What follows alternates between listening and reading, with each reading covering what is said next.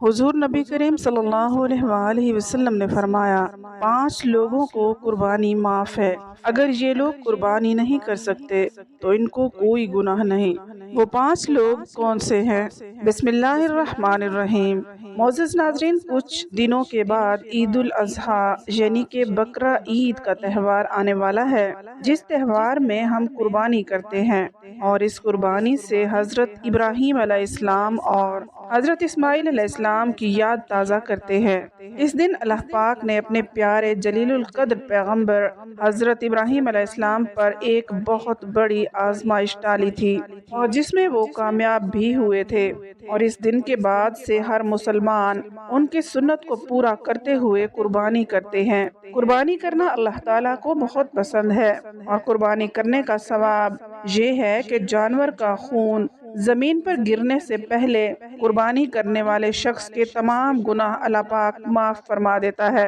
रसूलुल्लाह सल्लल्लाहु अलैहि वसल्लम ने इरशाद फरमाया कि अल्लाह की रज़ा और सच्ची नीयत से कुर्बानी करने वाले को कुर्बानी किए गए जानवर के हर बाल के बदले में अल्लाह ताला एक नेकी अता फरमाएगा।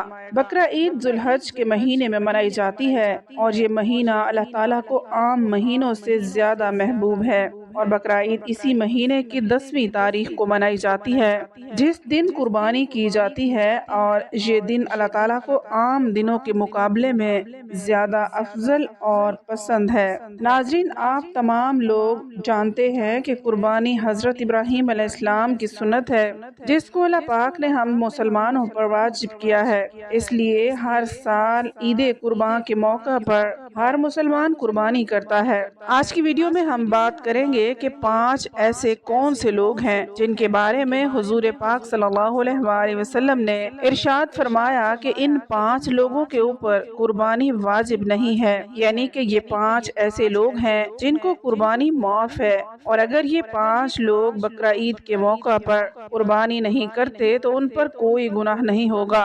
और उसके साथ साथ हम आपको ये भी बताएंगे कि जिन लोगों पर कुर्बानी वाजिब होती है, यानी जिनके लिए कुर्बानी करना ज़रूरी है, अगर ये लोग बकरा ईद के मौका पर कुर्बानी नहीं करते तो गुनहगार होंगे। आज की वीडियो सब मुसलमानों के लिए बहुत ही ज़्यादा ख़ास है। बकरा ईद का त्यौहार जुल्हज की 10, 11 और 12 तारीख को मनाया जाता है। इस्लाम में ईद उल फित्र के बाद दूसरा सबसे बड़ा ये त्यौहार है। इसको सुन्नत इब्राहीमी या ईद कुर्बान के नाम से भी मंसूब किया जाता है।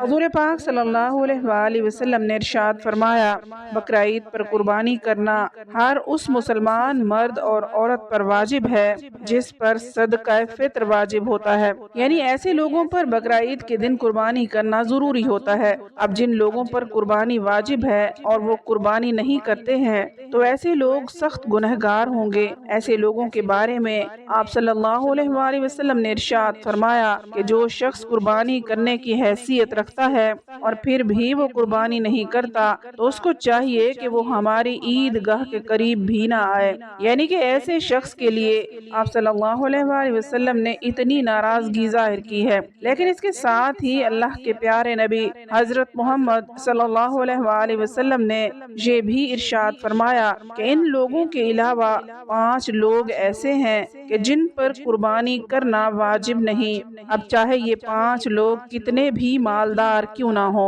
इन पर कुर्बानी करना मुआफ है। ये 5 लोग बकरा ईद के मौका पर कुर्बानी नहीं करते तो कोई गुनाह नहीं होगा।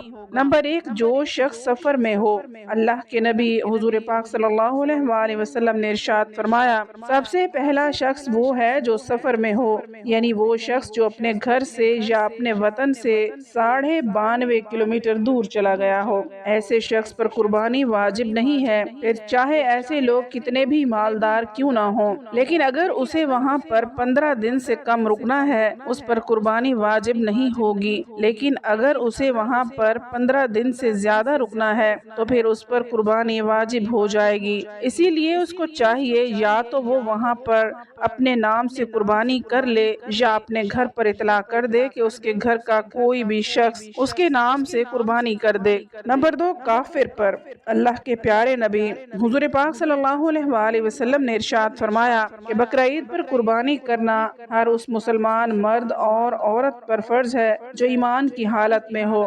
اس کا مطلب یہ ہے کہ قربانی کرنا کافر پر واجب نہیں ہے، یعنی کہ ایسا شخص جو مسلمان نہیں ہے، جس نے کلمہ نہیں پڑھا، اسلام میں داخل نہیں ہوا، تو ایسے شخص پر قربانی واجب نہیں ہے، یعنی کہ قربانی صرف اور صرف مسلمان مرد اور عورت پر واجب ہے۔ نمبر 3، بچے اور مجنو پر۔ حضور پاک صلی اللہ علیہ وآلہ وسلم نے ارشاد فرمایا، بقرہ عید پر قربانی کرنا بچوں اور مجنو پر واجب نہیں ہے۔ مجنو سے مراد یہ ہے کہ ایسا شخص جو اپنے ہوش و حواس کھو بیٹھا ہو، جس کو دنیا داری کی کوئی خبر نہ ہو، اس کو مجنو کہتے ہیں۔ اب بقرہ عید پر بچوں کو اور پاگلوں کو قربانی کرنا معاف ہے۔ اگرچہ لوگ بقرہ عید پر قربانی نہیں کرتے تو ان پر کوئی گناہ نہیں ہوگا۔ نمبر 4، غلام پر۔ اللہ کے نبی حضور پاک صلی اللہ علیہ وآلہ وسلم نے ارشاد فرمایا کہ بقرہ عید پر قربانی کرنا غلام پر واجب نہیں ہے، یعنی کہ ایسے لوگ جو کسی کے غلام یا کسی کی غلامی کر رہے ہیں، تو ایسے لوگوں پر بقرہ عید پر قربانی معاف ہے۔ ایسے لوگوں پر قربانی واجب نہیں جو صاحب نصاب نہ ہو،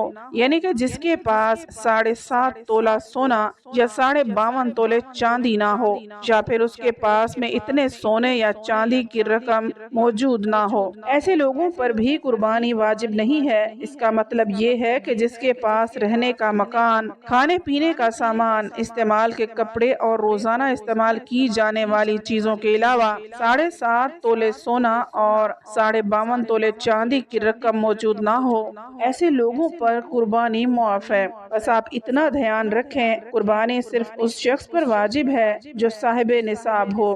ایسے لوگوں کو ہر سال بقرہ عید کے موقع پر قربانی کرنا ضروری ہوتا ہے۔ ایسے لوگ اکثر قربانی نہیں کرتے تو یہ لوگ سخت گنہگار ہوتے ہیں۔ احادیث مبارکہ میں آیا ہے کہ رسول اللہ صلی اللہ علیہ وآلہ وسلم نے ارشاد فرمایا، اللہ تبارک و تعالیٰ کو قربانی کے دن قرب کرنا بے حد پسند اور محبوب ہے۔ بقرہ عید کی فضیلت میں سب سے بڑی فضیلت یہی ہے کہ جو شخص اللہ کی رضا اور نیک نیت سے قربانی کرتا ہے تو ثواب اسے دنیا و آخرت دونوں میں ملتا ہے اور اس کے تمام گناہ معاف ہو جاتے ہیں۔